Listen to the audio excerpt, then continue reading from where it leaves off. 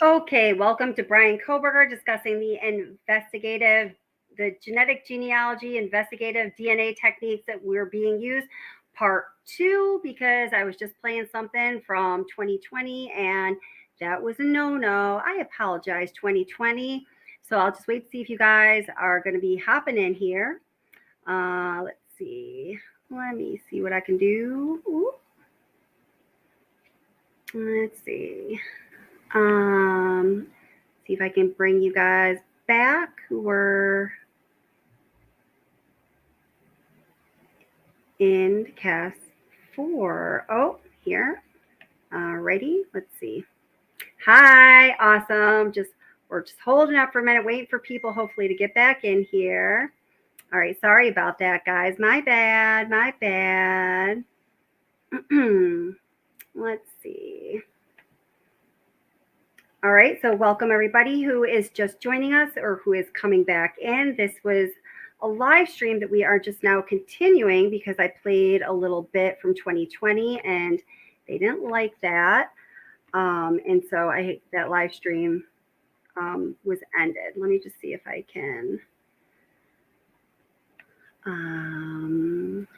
grab the link and post it in the other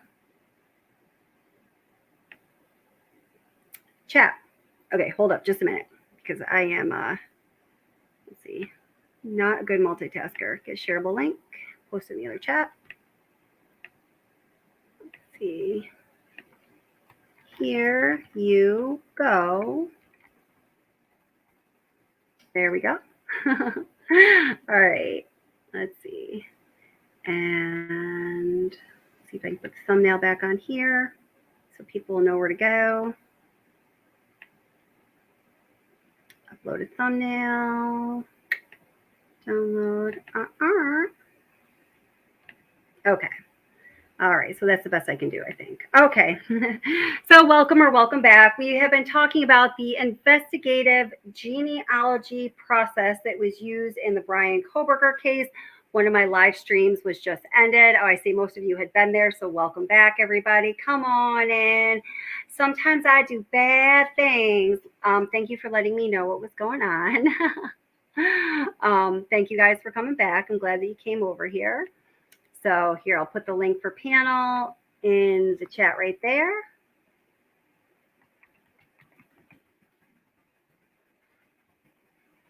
Ooh, that was the first time I got in trouble like that. Yikes. Sorry. I didn't even think that could happen, but it did. Look at us now. All right, let's see here. Turn the volume off. All right.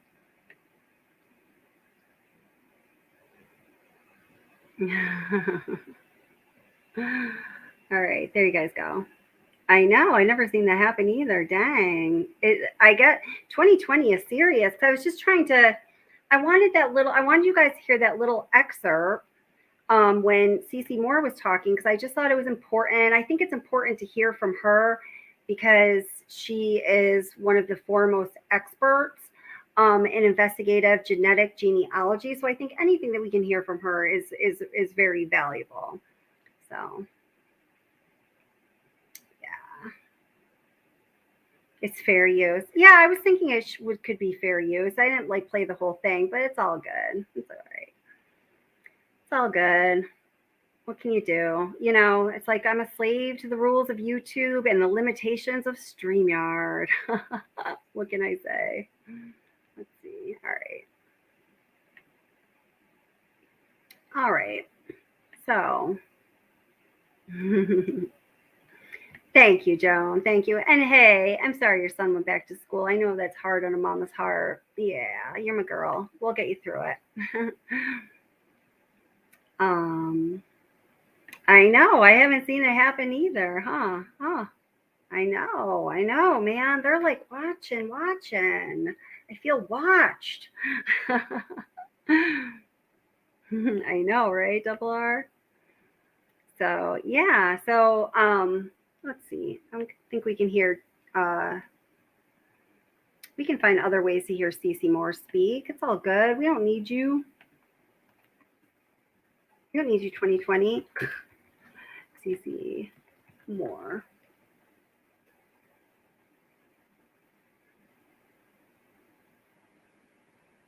Here,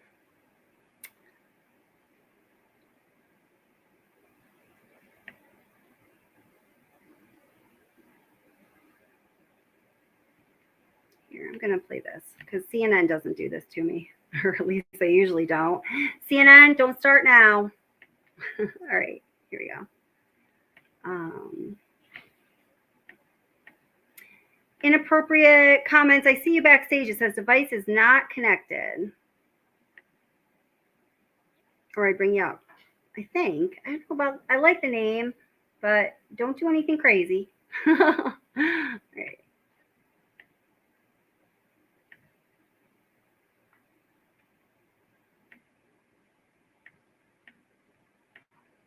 The DNA will get you every time.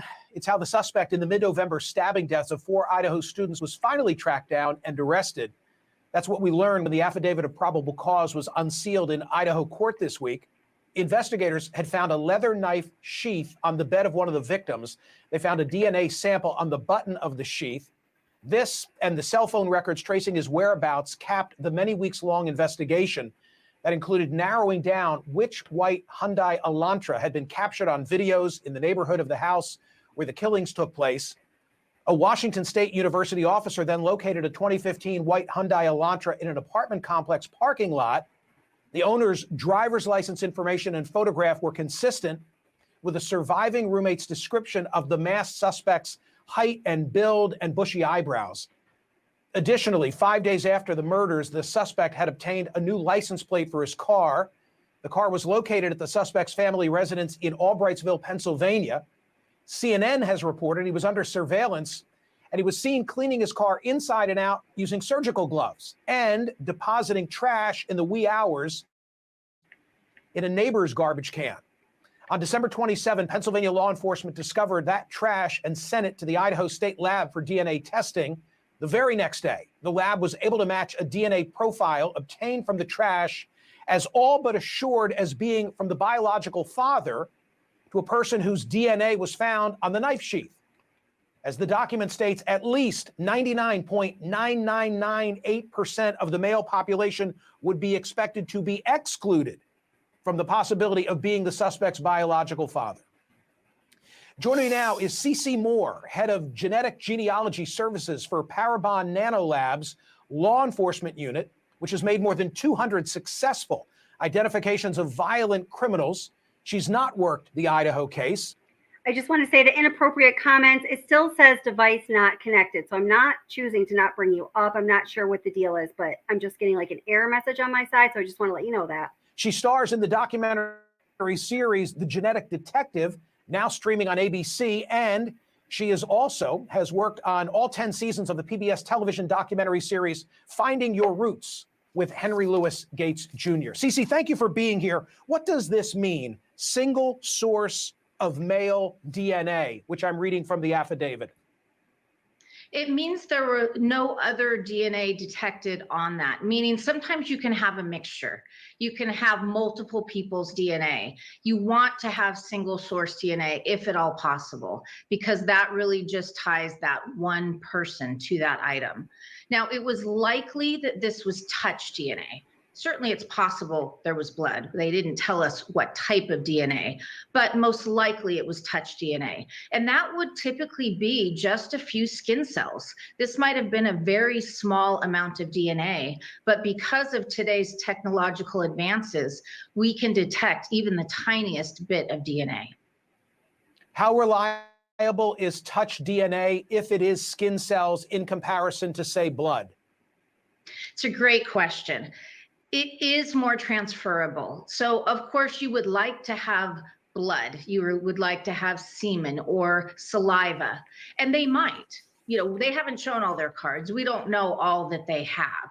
But touch DNA, now that we can use it because of the sensitivity of our equipment, it also means you have to be more cautious about using DNA as your only evidence. So it's a really positive thing that they clearly have other evidence. This is just one piece of it.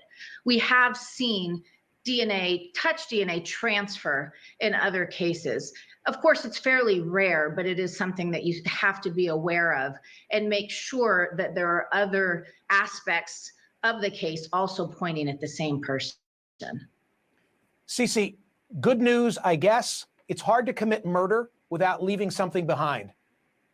That's right. Yeah, I've been saying this for weeks. That type of violent, intimate crime, it is virtually impossible not to leave something behind, even if you are a criminology PhD student. So I am not at all surprised they were able to find something. Even if he tried hard not to leave something, you still would. And that is great news, because what it means is that anyone who perpetrates this type of crime in the future should be aware that they will be identified. They will be caught. There really is no reason that we should see serial killers, serial rapists moving forward. This guy, potentially could have become a Ted Bundy or even a Zodiac, not identified 50 years later. But because of the DNA technology, the advances that we're seeing, both in investigative genetic genealogy and the ability to use tiny amounts of DNA, we can identify someone, whether they are in the law enforcement database or not. Cece, the cases that you have cracked, for which you have become famous, are the cases that necessitate you putting together, in connection with a private lab, a very complicated family history, family tree, and tracing back cousins and generations. That doesn't seem to be what took place here.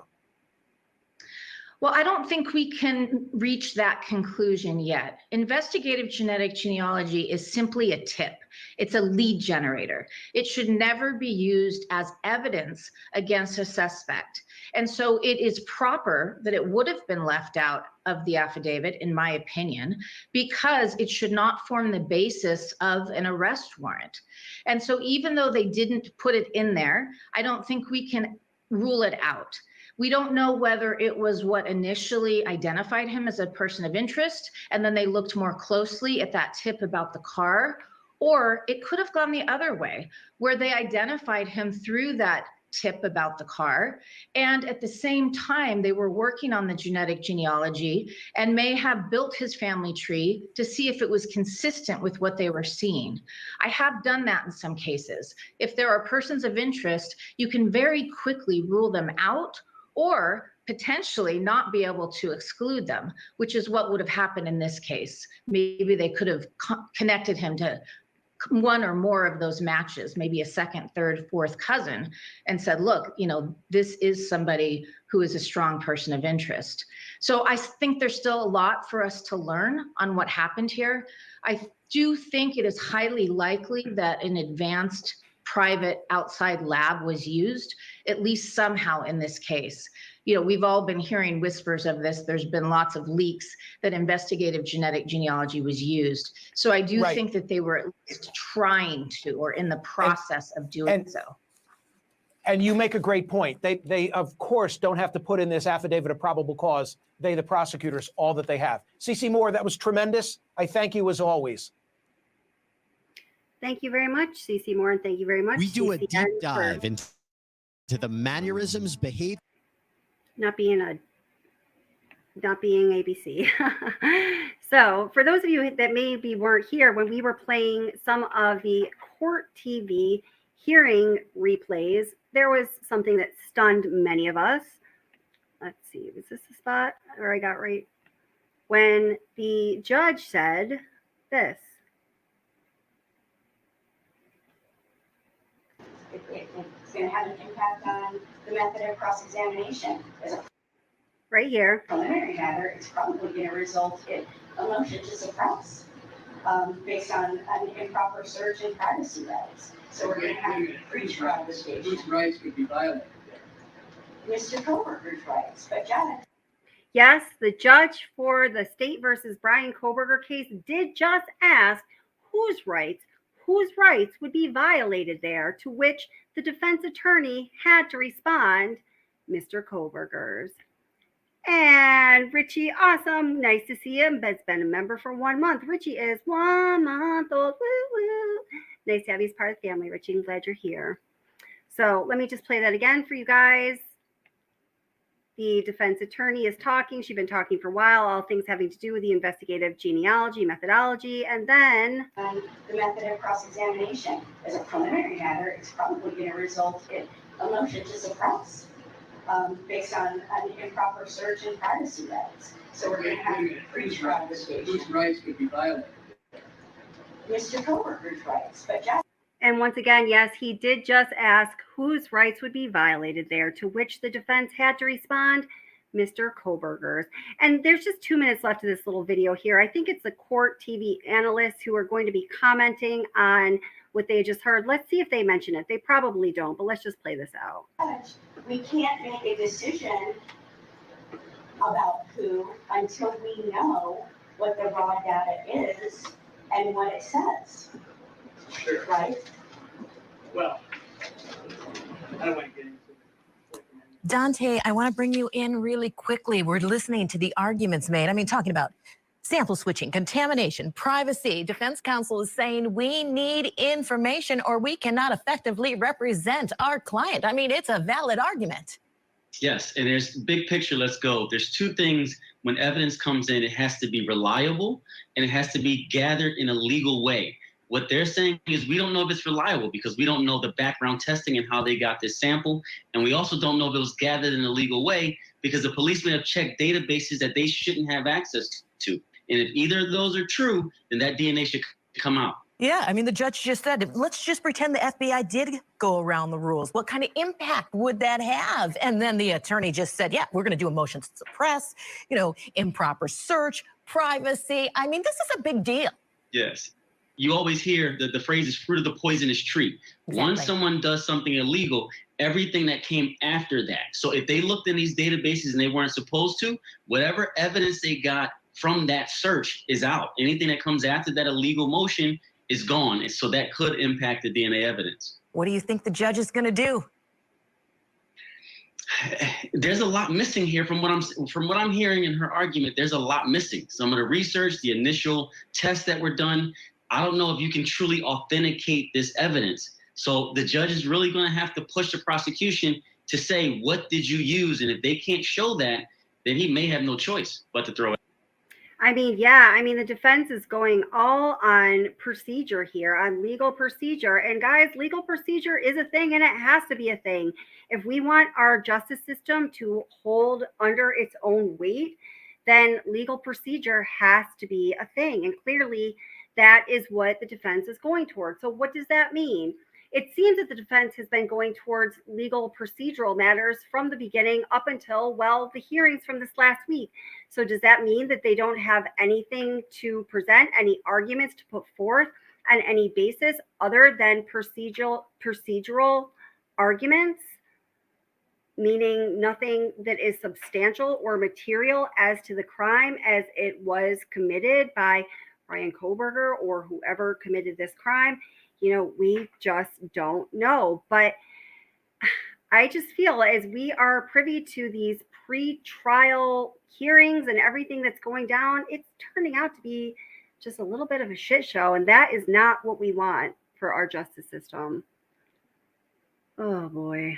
Let's see. So... well, welcome everybody who's here. This is a part 2 of our part 1 that got cut off because I played a little bit of ABC's 2020, wanting to hear, one of you guys hear something of what CeCe Moore said about the genetic genealogy investigative methodology, which I think she said just fine here in this little CNN clip as well, where she said that, the investigative genealogy methodology should not be used as evidence on its own. She felt that it was appropriate that there was no mention of the investigative genealogy methodology that was used in the probable cause affidavit, which I think is very, very interesting.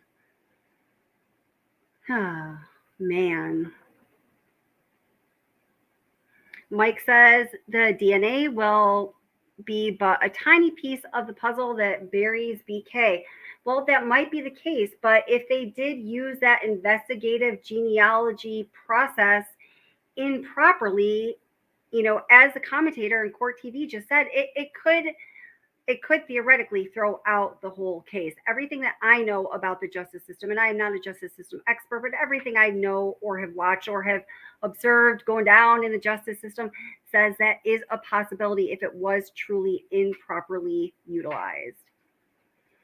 And Dwayne, welcome. How are you doing? Says no murder weapon has been found. No murder weapon has been found from what we know thus far. However, it is possible that a murder weapon was found and we just don't know about it. Everything is under seal, as you all know. Could it be that a murder weapon was in fact found, but it hasn't been made public? We don't know. So that actually brings me to a good point that you bring up. And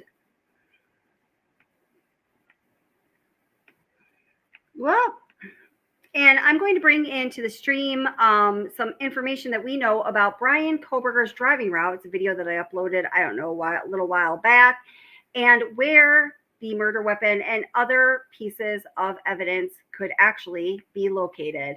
Could they be found? What do you think?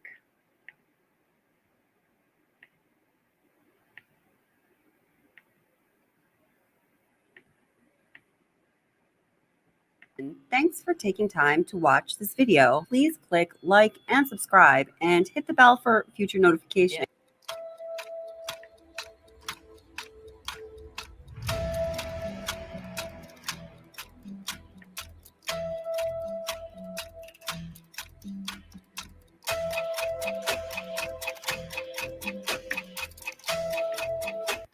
Jeannie, it's in a document who was present at the autopsy. That has been made public knowledge.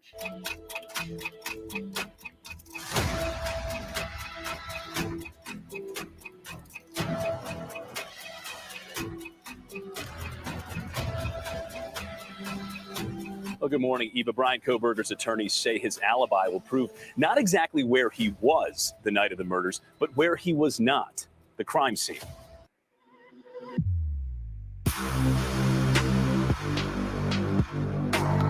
About, they may have an alibi, we think they may have.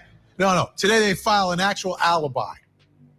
I'm going to be bold and say this video is going to give you much more detail about where Bryan Kohberger was the late night hours of November 12th, going to the early morning hours of November 13th, 2022, than the defense has put forth in the court documents for sure.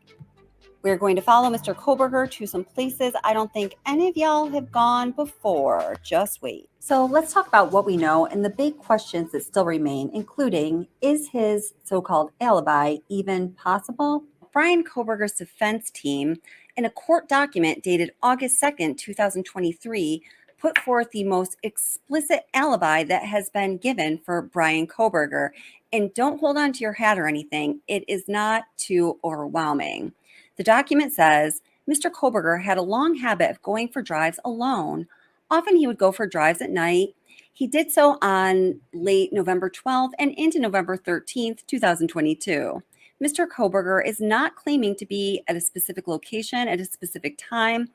At this time, there is not a specific witness to say precisely where Mr. Kohberger was at each moment of the hours between late night, November 12th, 2022, and early morning, November 13th, 2022. He was out driving during the late night and early morning hours of November 12th to 13th, 2022.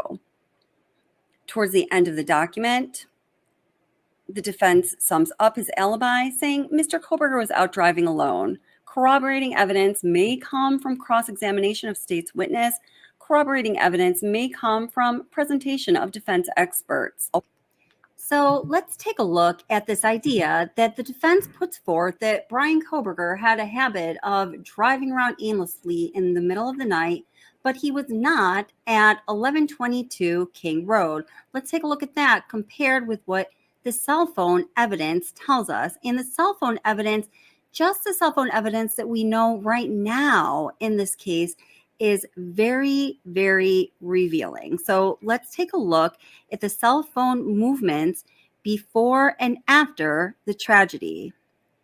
At 2:42, the defendant's phone pings at 1630 Northeast Valley Road, apartment G2, and Pullman, Washington. That's his home, of course. And then for about 5 minutes, the movement of the cell phone is consistent with Kohberger leaving his apartment in Pullman, heading towards Moscow. However, we know that his phone stops connecting to any cellular resources at 2:48 a.m. After that time, Kohberger's phone does not report to the network again until approximately 4:48 a.m. Bryan Kohberger's number does not report to the network again until approximately 4:48 a.m., at which time it utilized cellular resources that provide coverage to ID State Highway 95 south of Moscow, ID near Blaine, Idaho, which is north of Genesee, he notes.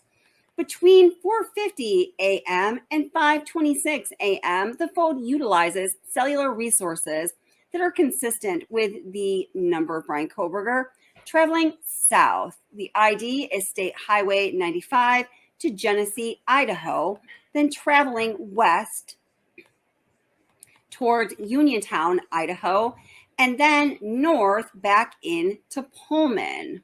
So guys, that right there is in part how, well, it is how they determined the convoluted route that Bryan Kohberger allegedly took home from Moscow, Idaho to Pullman, Washington. It should also be noted that this route home from Moscow to Pullman that took about 45 minutes would typically take 10 to 15 minutes if you took the most direct transit route available. So obviously there was a reason for Bryan Kohberger, allegedly, to take this long route home rather than the far more direct way that would take at least half an hour less time to travel. At approximately 5:30 a.m., Bryan Kohberger's number is utilizing resources that provide coverage to Pullman, Washington, and consistent with the phone traveling back to Kohberger's residence. And then it says Kohberger's number movements are consistent with the movements of the white Elantra that is observed traveling north on Stadium Drive at approximately 5:27 a.m. And of course, that observation was made by security camera footage. So now we can pause and ask the question, why did Bryan Kohberger take that route back from Moscow to Pullman, the route that would have taken 45 to 50 minutes rather than the more direct 10-minute route, unless he was just out, enjoying his habitual joyride in the middle of the night? Well, what we learn about the movement of Bryan Kohberger's cell phone during the day of November 13th, 2022, after the tragedies occurred, might give us some indication. So cellular records show that Bryan Kohberger's phone was traveling from Pullman, Washington to Lewiston, Idaho via U.S. Highway I-95. At approximately 12:36 p.m., his phone number utilized cellular resources that would provide coverage to Kate's Cup of Joe Coffee, located at 810 Port Drive in Clarkston, Washington. Surveillance footage from the U.S. Chef's store located nearby that location, the coffee shop, showed the white Elantra, consistent with suspect vehicle number 1, drive past Kate's Cup of Joe at a time consistent with cellular data from Bryan Kohberger's phone number. At approximately 12:46 p.m., the 8458 phone then utilized cellular data in the area of Albertson's grocery store at 400 Bridge Street in Clarkston, Washington. And again, surveillance footage identified a car consistent with a white Elantra. And additionally, interior surveillance at that grocery store showed Bryan Kohberger walk through the store, purchase unknown items at the checkout, and leave at approximately 1:04 p.m. And then there is a map that depicts Kohberger's possible path of travel right here and in the probable cause affidavit. So now, my friends, when you break that down, they are putting Bryan Kohberger's cell phone pinging in a certain location with video camera surveillance footage of a car consistent with his white Elantra and the man himself, Bryan Kohberger, on that interior security camera footage of the grocery store. So now we have the phone, the car, and the man all together. Just in regards to the specific set of facts we are talking about, I think that's what we call a boom, right? Boom. Additional analysis of records for the 8458 phone indicated that between approximately 5:32 p.m. and 5:36 p.m., Kohberger's phone utilized cellular resources that provided coverage to Johnson, Idaho. His number then stops reporting to the network at approximately 5:36 p.m.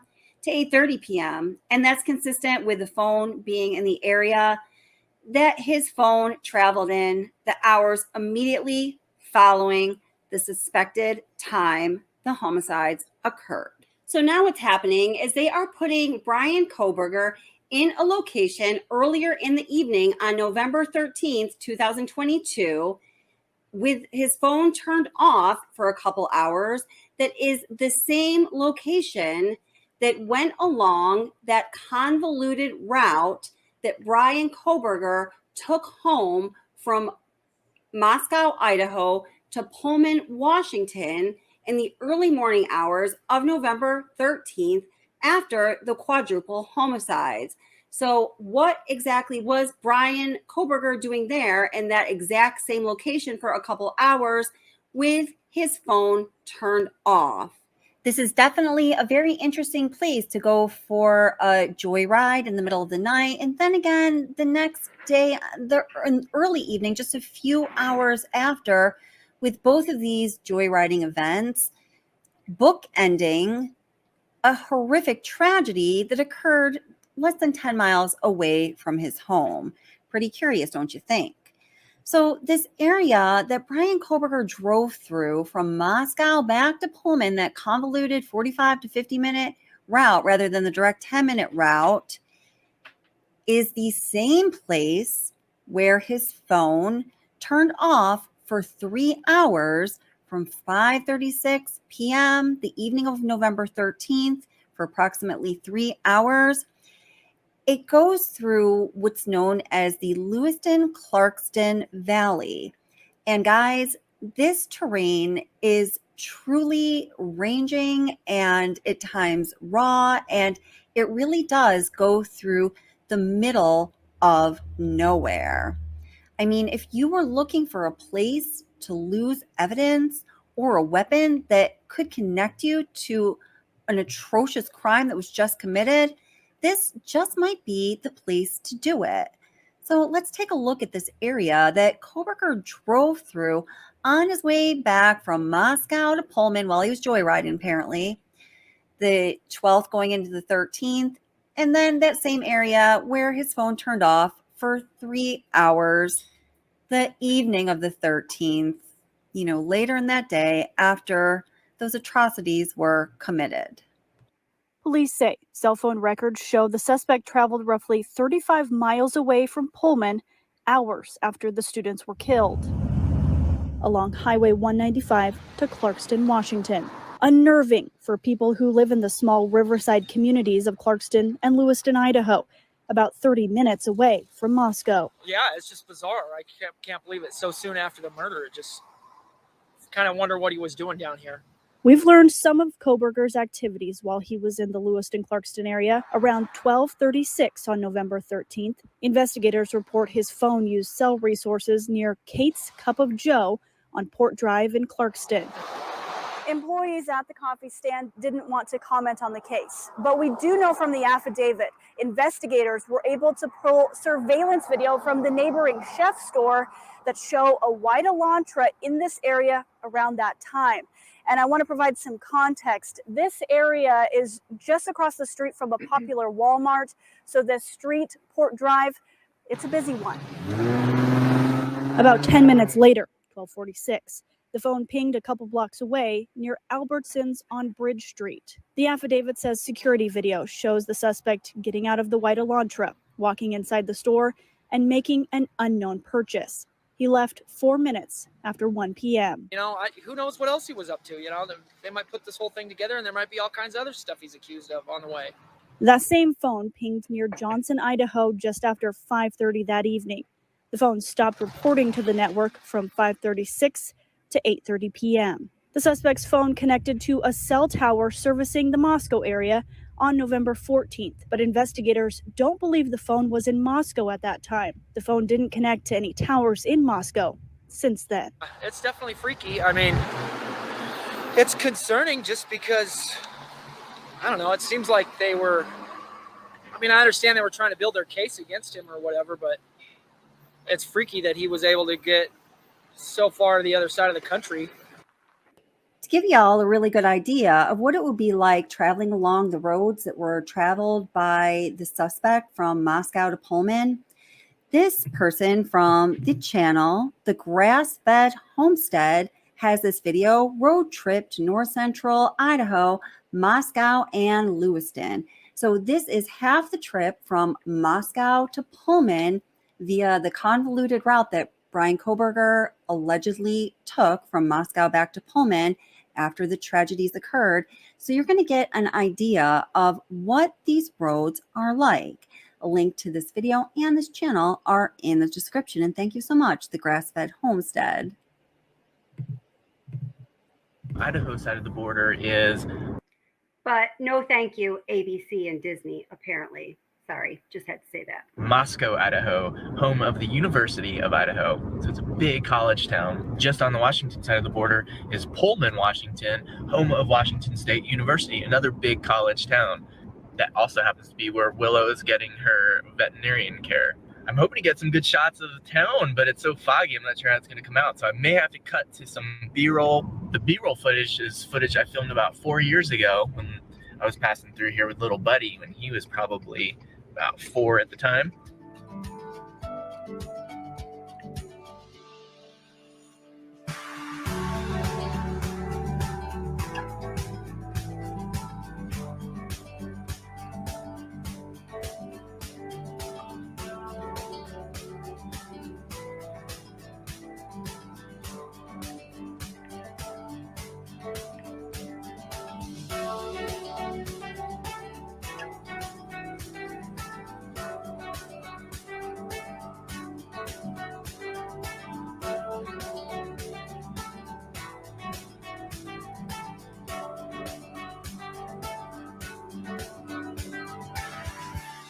Back behind me over here is the town of Lewiston. To get down there, you got to go down a pretty steep grade. You can see the river here behind me.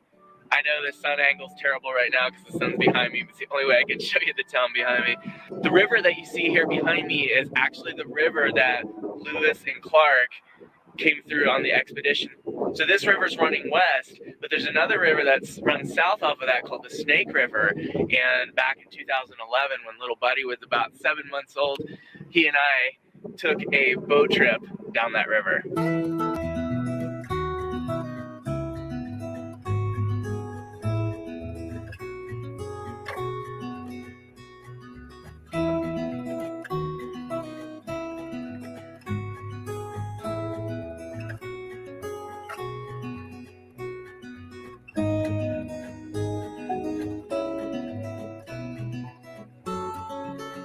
The big industry here in Lewiston, other than the shipping, which I hear the shipping is actually dying off. There's not as many boats coming in here for the inland seaport. But the big industry is the big paper mill right here. So it's the big building with the smokestacks and all the smoke going everywhere. It's the driving economy for this city. However, it's probably a very limiting factor for the city as well because it emits such a horrible, horrible.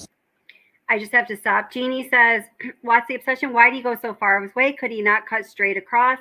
That's kind of the point. In my opinion, it was to get rid of some items that he had on hand that he desperately wanted and needed to get rid of if he committed the crime. Stench. I have my heat turned off now, so I'm not sucking in the outside air, so I'm not smelling it quite yet. But last time I was in Lewiston, wow, dirty gym socks, and that's all from the paper mill.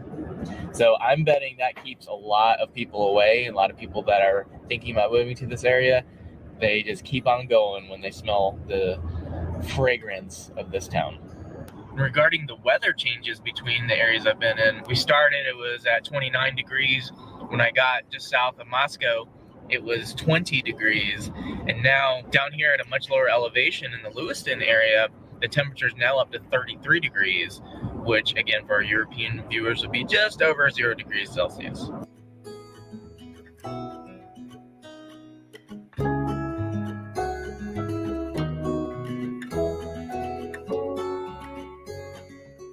I almost made it to the traditional Catholic homestead. I'm following Dave right now because my GPS doesn't work and I don't know how to get there otherwise.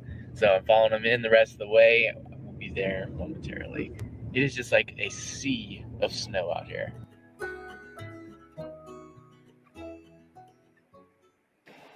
Like usual with this case, more questions than answers. You know, the questions are, why did Kohberger take that longer, convoluted ride home when he could have taken a straight shot from Moscow to Pullman?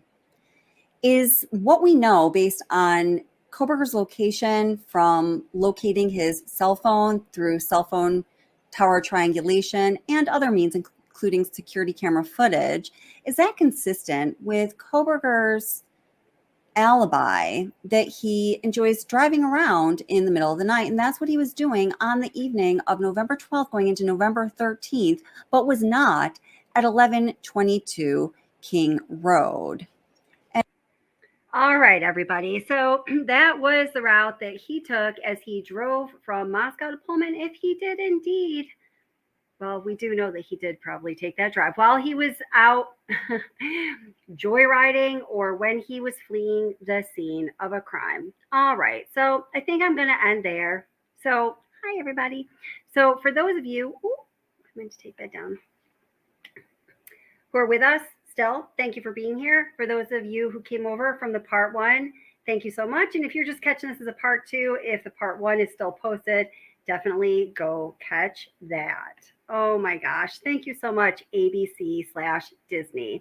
So I will be doing more Idaho live streams coming up over the next few days and in weeks and probably months and possibly years to come, since Bryan Kohberger did waive his right to a speedy trial. And that means other trials that come into the public defender's purview that do invoke their right to a speedy trial, as you know, they come forth, and it has to be all hands on deck for those cases. This case might be getting bumped back. So we really do not know when this trial is going to go down. But thank you all so much for being here tonight. I appreciate all of you, and everybody, please be safe.